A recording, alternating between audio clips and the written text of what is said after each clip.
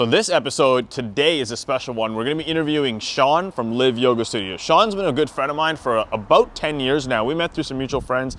He transitioned from working a regular job to eventually wanting to do yoga to help his physical body and kind of get better and get stronger, and eventually transitioned into buying what is Live Yoga Studio. So I'm excited for this one because he's done a lot over 8 years to make this business as profitable as it is. So let's take this episode right now and go meet Sean inside of Live Yoga Studio.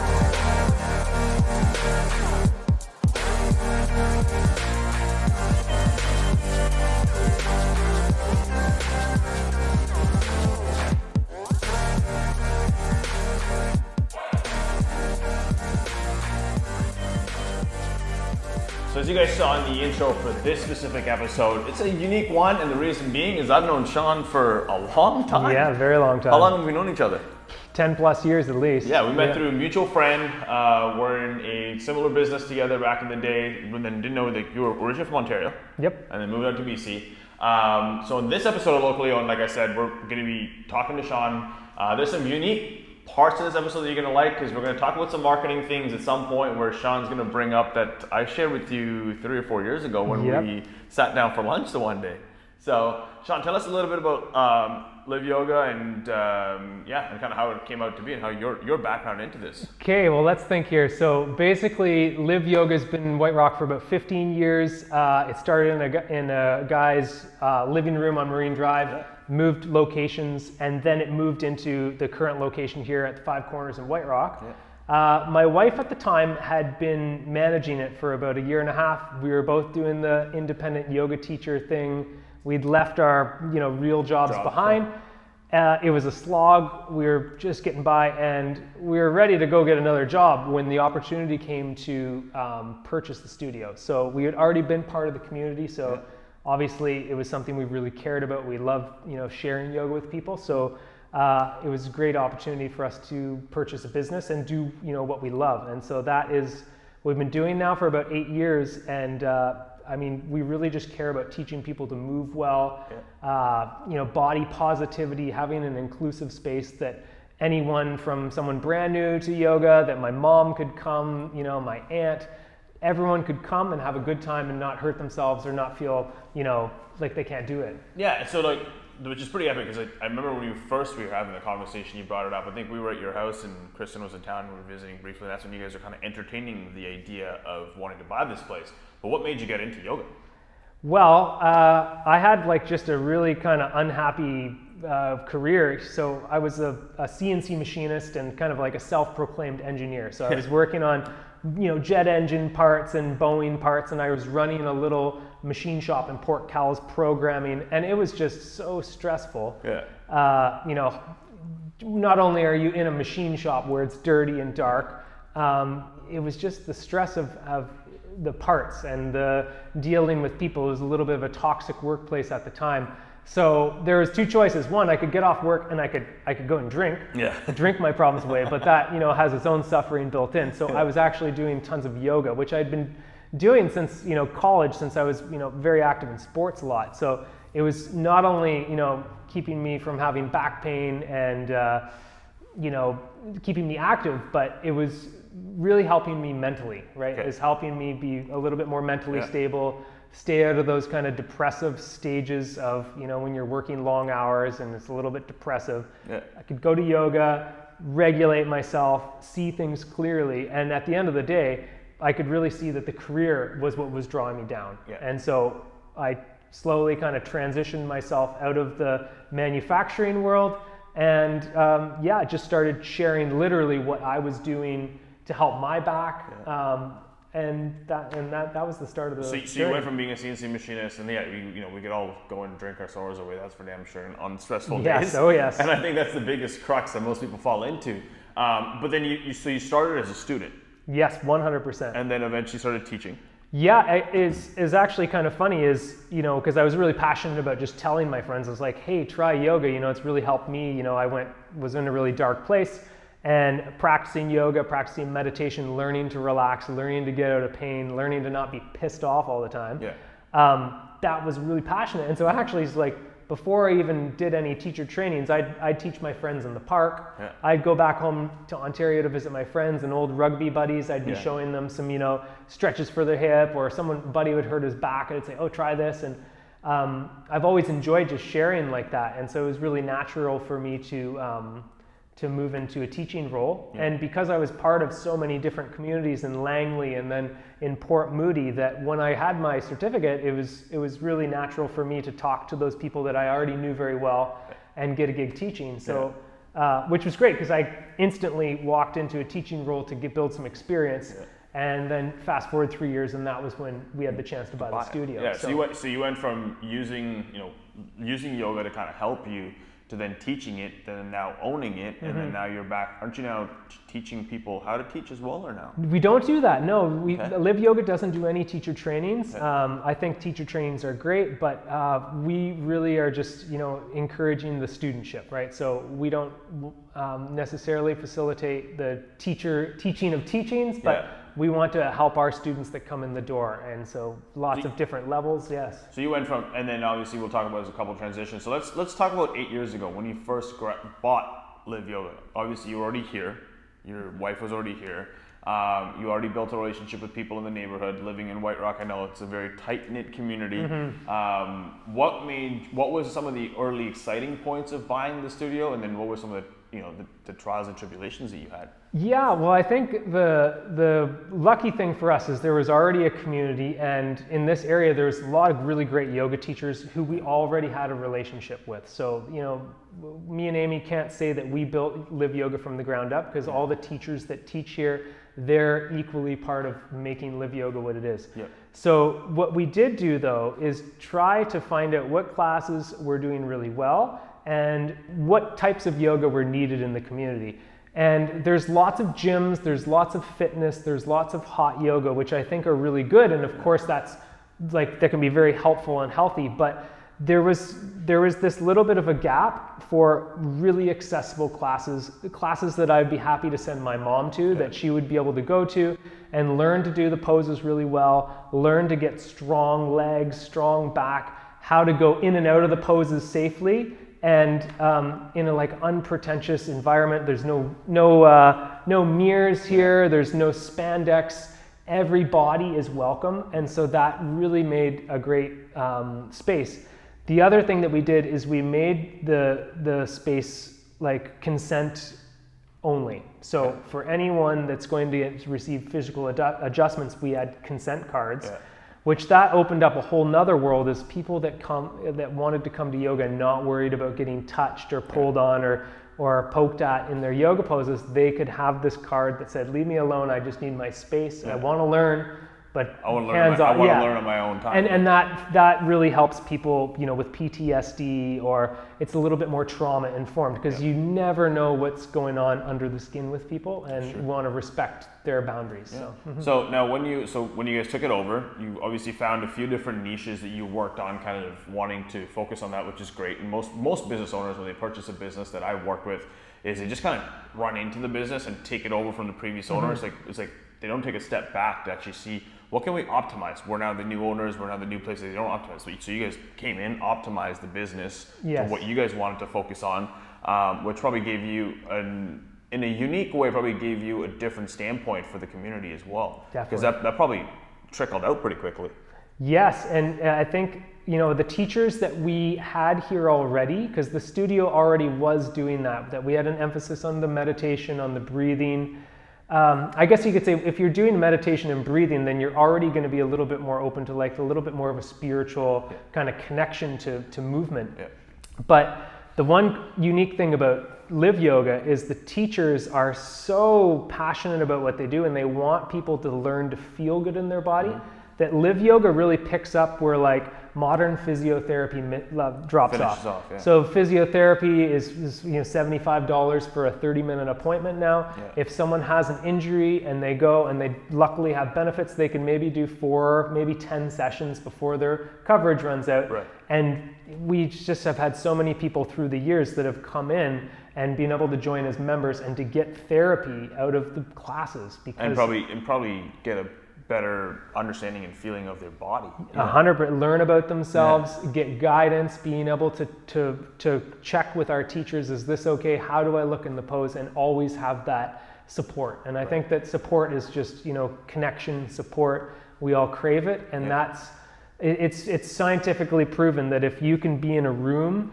together, that there's a better chance for healing to happen. Like that's measurable. But absolutely, I couldn't agree anymore. Now, when you took over, let's focus a little bit on the business side. When you took over the business, what were some of the learnings, some of the pain points to now today? You've been here 8 years. So you've passed what most people would close a business within. Yeah, well, I think like we just figured it all ourselves. Thank God for YouTube. You can learn everything on there. But I mean, we built a new website, started the business. Like we didn't rebrand, we kept the name because we believe, which is pretty smart. We've known everyone that's owned it.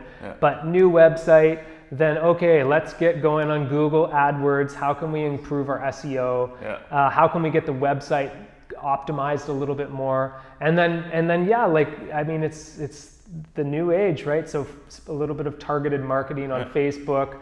Instagram, we weren't so big on at first because most of our clients were on Facebook. But of course, we had the Instagram, but now it's moving over to Instagram.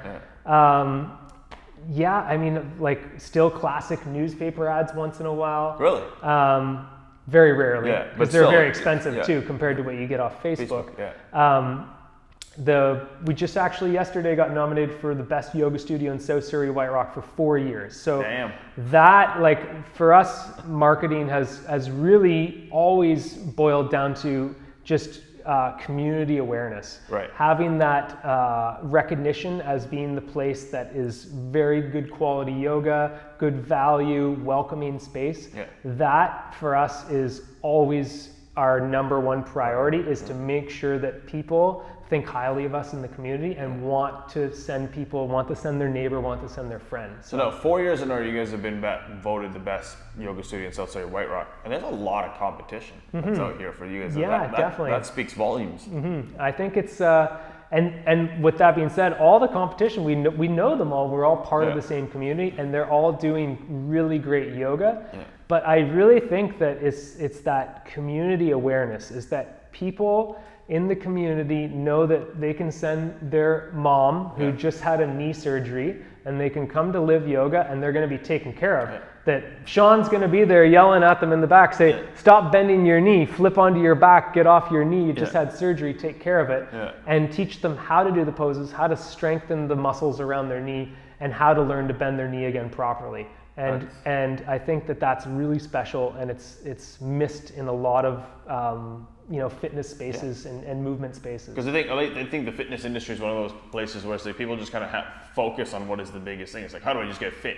But it's like you got to get your body first in order, and your joints and muscles and everything working in order before you can, whether you want to gain muscle or whatever you want to do from that point in time. I think that's where yoga is a huge proponent for that. And there's also the checking your ego at the door. We have students that are aging. They started when they're 45 and now they're 55.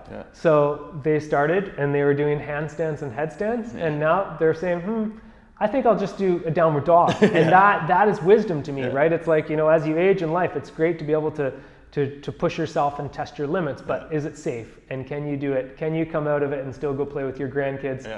I got kids at home. I'm a stiff dad, and I'm embracing that right now. I'm not trying to do the bendy girl yoga. It's not appropriate. And I bet the daughters at home are probably loving it too. They love hanging off me. That's awesome. So now tell us a little bit over the years, what have you kind of implemented in terms of, you've got some cool accolades, you've been around for 8 years, well-renowned yoga studio in White Rock. So it's like, what else did you guys implement outside of the typical Facebook ads, YouTube ads? Did you guys do anything unique or different from a marketing or business standpoint that added an increase in revenue for you guys? We've tried a lot of things over the years. Like we've set up at the White Rock Farmers Market.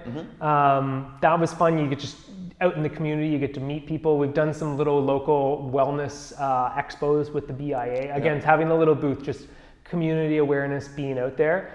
But it's like, again, I think what it really boils down to, marketing, and I know it's so old school, but White Rock is the place to be old school because everyone is at the coffee shop, everyone's going for dinner down at the pier, everyone knows each other. It's a really tight-knit community. It's like the word of mouth has been so huge for us, is that, you know, friends are taking, I've been taking a Pilates class every Thursday and my back feels so good. And then they tell 5 of their friends. And then the next time we do Pilates, we have 6 people, not 1 person. And that's been really great. And I think we also really pride ourselves on doing courses. And rather than just being a drop-in place where you just come and show up and do your one thing, we do courses where it's like, here's a 7-week course where you're going to learn how to do, like we do beginners yoga. That's a really popular one here.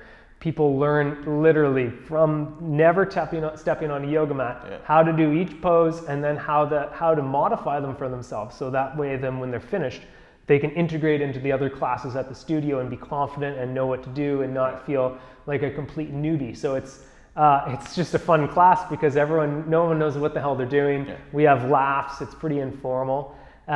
For years since we started the studio, I teach a healthy back class.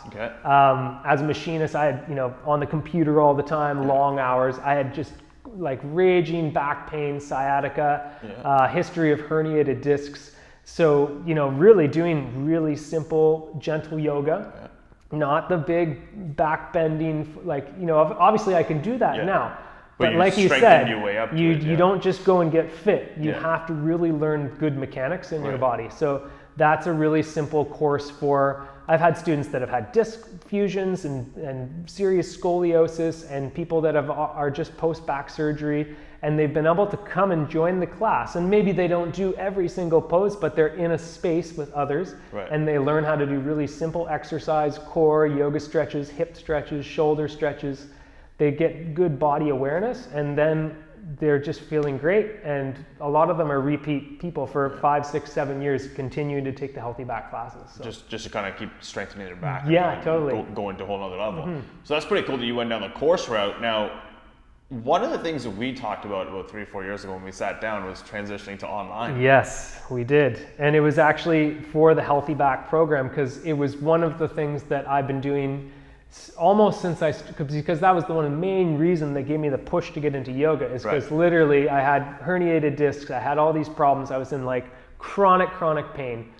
Drinking was the only thing that would get me out of pain. And yoga just did it, and it wasn't doing the power yoga, it wasn't going 7 days a week, it was not taking class, it was doing just simple stuff at home, gently, doing it well, learning to get strong. So that's what I wanted to share with people. And I remember we met and I was like, I want to do the online thing. And I just had this little itch in the back of my throat is if I put something on the internet as a pre-recorded offering where I'm not there in the room with them, that someone might take me for verbatim and go and mess themselves up, or they might have a more serious injury where they need a physiotherapist, they need a medical professional's advice.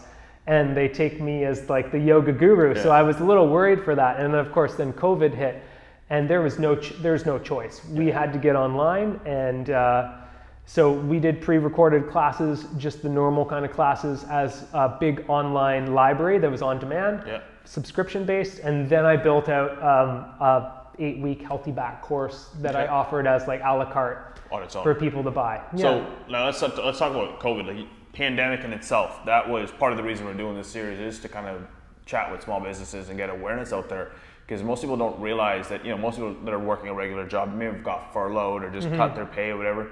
A lot of businesses are getting shut down. People are losing their livelihood. Tell us about when COVID hit, like 8 months ago. What was that like for you? Well, it was like there was a lot of anxiety, and I was more anxious just because I knew that we were going to transition. We were going to make the change that we needed to make it happen, like to get technically oriented, get online. We were doing it. There was no stopping us. I was just worried. It's like, shit, if I get COVID, I can't be at the studio filming, right? And like I can't be there making it happen. I can't be figuring out our live stream setup. So, but once I kind of settled into it, it was all good. It was really awesome that we were able to actually employ a lot of our teachers during the shutdown. So not many of our teachers do it like full time as their income. A lot of them, it's like a passion. It's something they do on the side. They're not doing it to make it their livelihood. but we were still able to give them that income. Okay. So that was huge for us, is being able to employ some of our teachers. Now, obviously it's not fun shutting your doors, but it was interesting getting set up online. And you know, I guess you could say we took the easy route out, because if we wanted to spend 17-hour days, we could have built out our own website and had some kind of pay structure built into the website where people could pay for the video. But we actually found a site called NamaStream, and it's a really slick, it's basically an online yoga studio service. Okay. It's a little bit expensive, but it's got all the bells and whistles. It's got payment processing built in. And for what we needed to get our yoga to the students as quickly and easy as possible. Yeah. And that was it. It was just 2 clicks, and then you're signed up and taking classes. So that's what we did. So tell us now, from a business standpoint, I guess your business here technically is still monthly recurring revenue, because people are still, you could buy the courses a la carte, I'm guessing, and all the additional goods that you sell outside there. But so you went from what people would pay here, but you changed the model a tiny bit, price point wise and stuff. Tell us a little bit about that. So basically, for the online, like, we were hurting. We knew all our friends were hurting. We knew that so many people lost their jobs. Yeah. So the first thing that came to us is like, well, we want to make it affordable. We want to put yoga out there. We want our students that maybe are going through a little bit of tough time, we want them to be able to afford this. So we made it $20 a month, unlimited. They could do 20 classes a day if they wanted. And that's amazing, and it's great. Not many people are going to do 20 yoga classes in a day, but the price point was great because we did get a lot of interest. So many people signed up.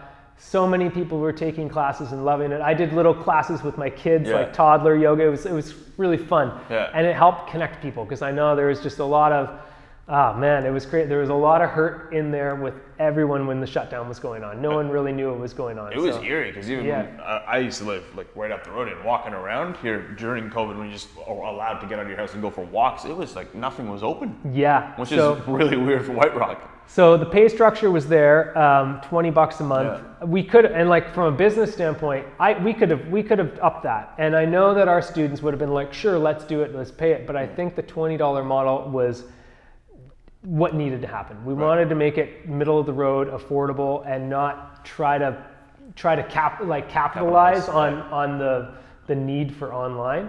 And we got we are up and running in 4 days. 4 days from closing our doors, we had an online yoga library. That's epic. That's a pivot. 25 classes. 25 classes. So it was pretty awesome.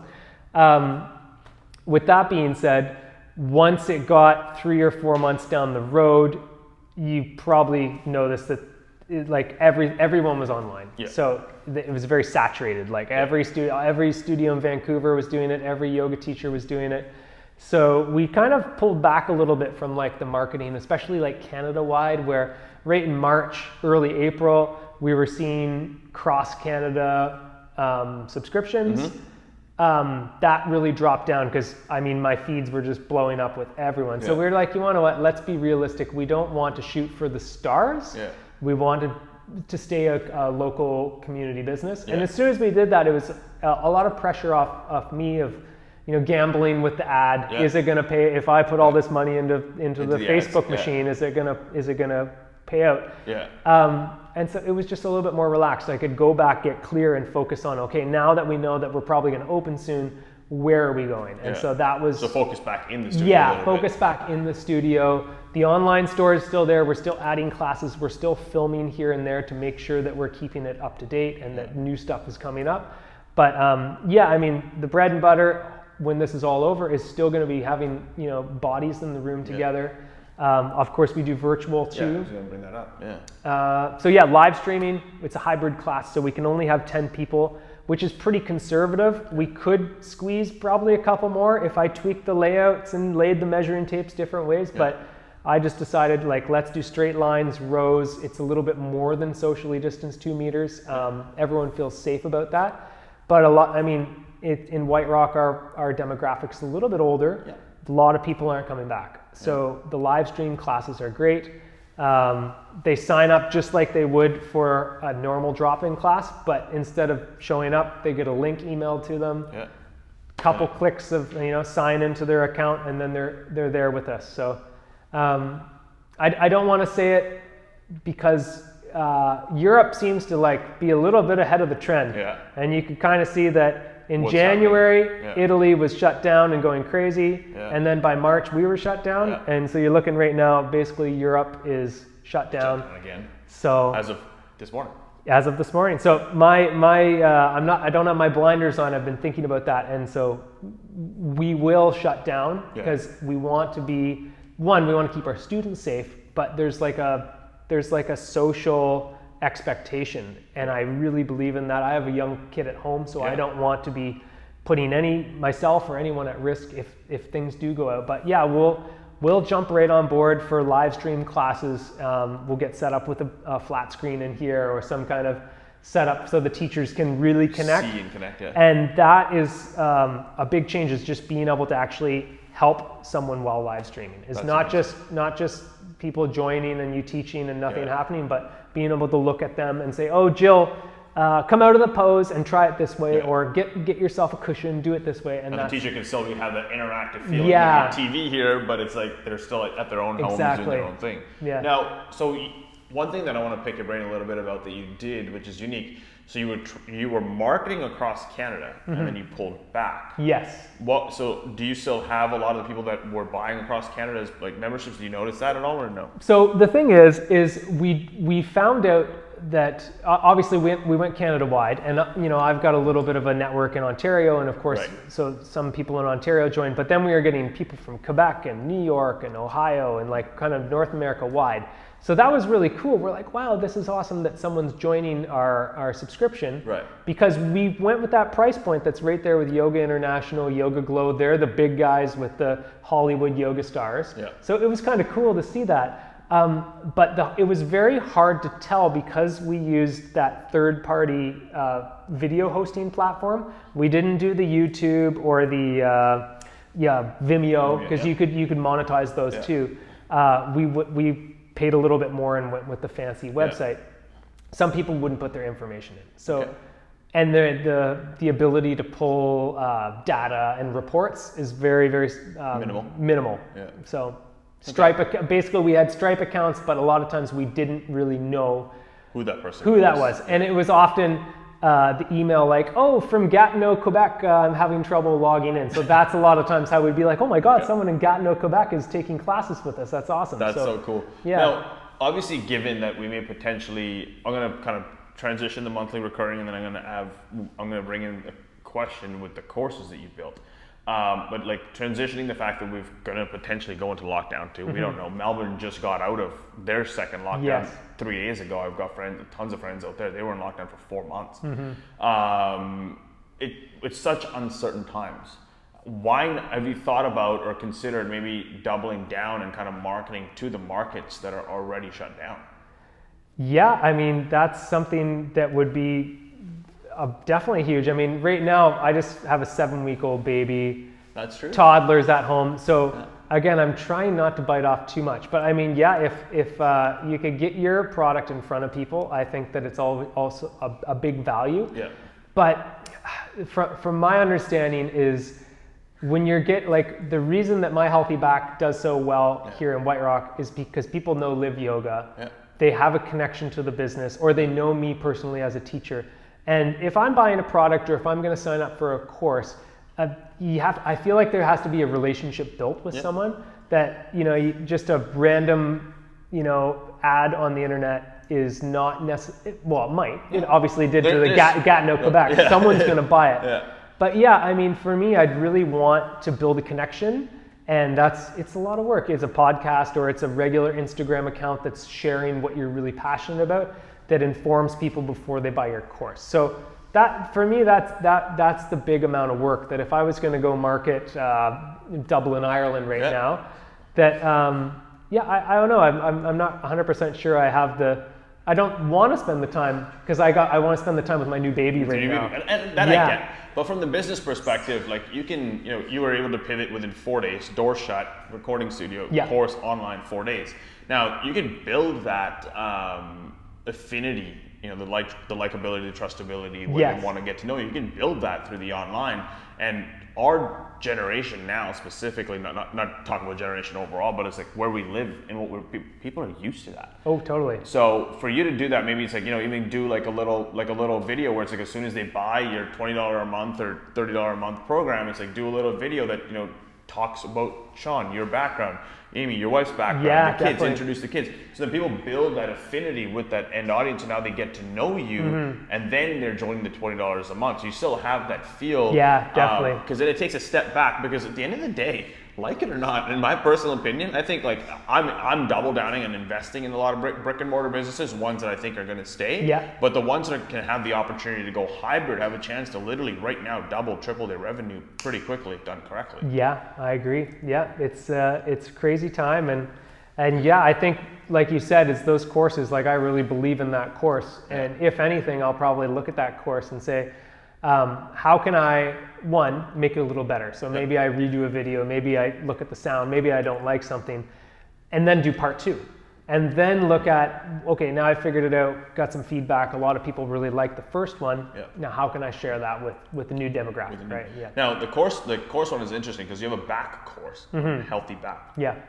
We promoted at one of my companies, GrowRev. We promoted one of the biggest information products on helping people get their backs going, Yeah. Emily Lark. I don't know if you know her name. Yes, I've heard of her, yeah. Yeah, so we promoted Emily Lark's product for a long time. That woman made an absolute fortune. Yes, And we just got definitely. paid a tiny amount to run her traffic for her, but a decent amount, but it's like she made an absolute fortune. So I know there's a huge market Definitely. for that. Yes. It's like, is that a plan for the future in terms of getting that word out I there? think so. And like me and my wife talk about it all the time, is just making sure that we do it the way we want, and making sure it's really good. Because once you put something out there as a course, I guess once you put something out, you could take it off whenever you want. You can delete it But and put a new version out. I really believe like yoga is so helpful and it can really help people. But I want to make sure that it's got it's foolproof, so no one's going to hurt themselves or do too much, or someone might.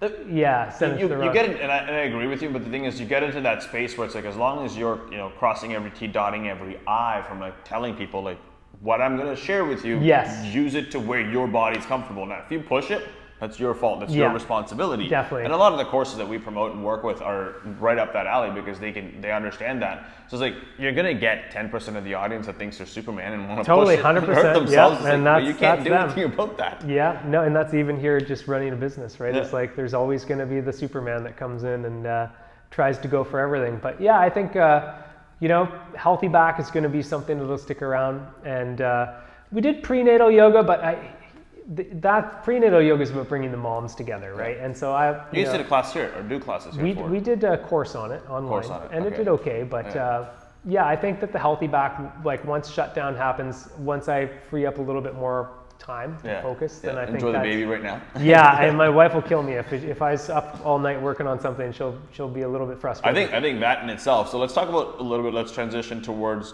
like kind of where you see we're closing out on 2020. It's been a very, very interesting year for a lot of people.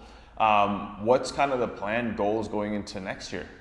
With given that COVID may be gone, we may get a vaccine and world goes back to normal, or if it kind of stays the way it is, what are the kind of plans? Well, if it stays the way it is, like I think and our students have already understood this, prices got to go up a little bit. We kind of kept our rates. We're like, let's reopen and just keep, let's not ruffle feathers because we want people to come back. Right now. But the new thing is like registration and pre-registration for a set series of classes. I think that's important. So then it's like you have predictable revenue and you can say, okay, we're good. We're good for this month. We know we got X, Y, and Z going for us.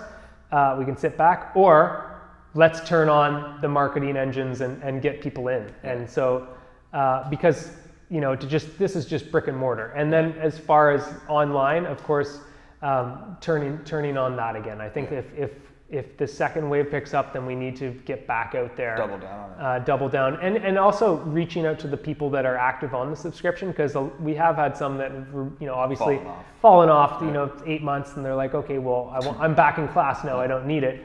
But yeah, just doubling down on a lot of those people and saying, hey, we're back. We got new classes. Check us out. If you're in Arizona, if you're down here, support us, right? Absolutely. So, I think one of the things that I would probably suggest doing is kind of break, let's say we don't know, we may not lock down, they may just kind of force us into like a stage 2 or stage 3 where they just limit things, because I don't think Canada as an economy can handle another lockdown. No, definitely not. But what I would probably test is even putting like, I don't know, $200, $300 a month in some advertising on Facebook to the countries that have locked down today, and see how much you can pick up, because I think that in itself will give you, like, it'll open your eyes a little bit from a global perspective, because you've done a phenomenal job. One of the things when people come to me and want to help launch a business in marketing, I always say, start local, but think global. Yeah. Right? Because if you can't get it moving locally, you're never going to get it moving. Yeah, globally. definitely. You figured it out locally. Now we got to get you to start thinking globally, and then get more time with your kids, or whether it's turning Live Yoga and having somebody else come in and run it. Yeah, 100%. I think even just testing a little bit internationally, I think the international markets might be a huge opportunity for you. I agree. Yeah. 40 minutes in. 40? Okay, sweet. So now we're gonna wrap this episode up here. Where can people find you online? Where can people, because in Vancouver, just off camera, I'm gonna probably put a few $100 in paid advertising around behind each episode for you guys, and then I'm gonna push it back to you guys' socials. Oh, nice. Yeah, Cool. So do a call to action for online, and then also where in White Rock and kind of all that. Yeah, everything's on our website, www.liveyoga.ca, and we're on social media platforms at Live Yoga Studio. So that's all our stuff. You can go on there. It's got live stream. It's got our online subscriptions. It's got our weekly schedule, and you could just a few clicks and you could jump onto a live stream or jump into our pre-recorded library. Yeah. So if you're local to White Rock, South Surrey, or Langley, kind of driving distance, come check them out. They're right in 5 corners. They're very easy to find. If you're international, jump on their monthly subscription model, buy their courses, because I know I've heard a lot of good stories about how Sean's back course and kind of what he's been able to fix his back and tons of other people. So jump on, go grab it, and maybe leave them a review somewhere. Share the love. The SEO gold is always there. I mean, I think that's always also bolsters our love for the business, is when people tell us. It's like, I took a great class with Leanne the other day. Thanks so much. And when we see that on Facebook or on Google, it's just reminds us why we're here. That's pretty awesome. So Sean, thanks for this episode. It's been epic to have you on here. We've known each other for a long time. It's been cool to see what you've done with Live Yoga. Looking forward to seeing what you do in the next 12 months. Cool. Thanks for coming out, Ron. Awesome. Sweet. See you in the next episode. Hit that like button.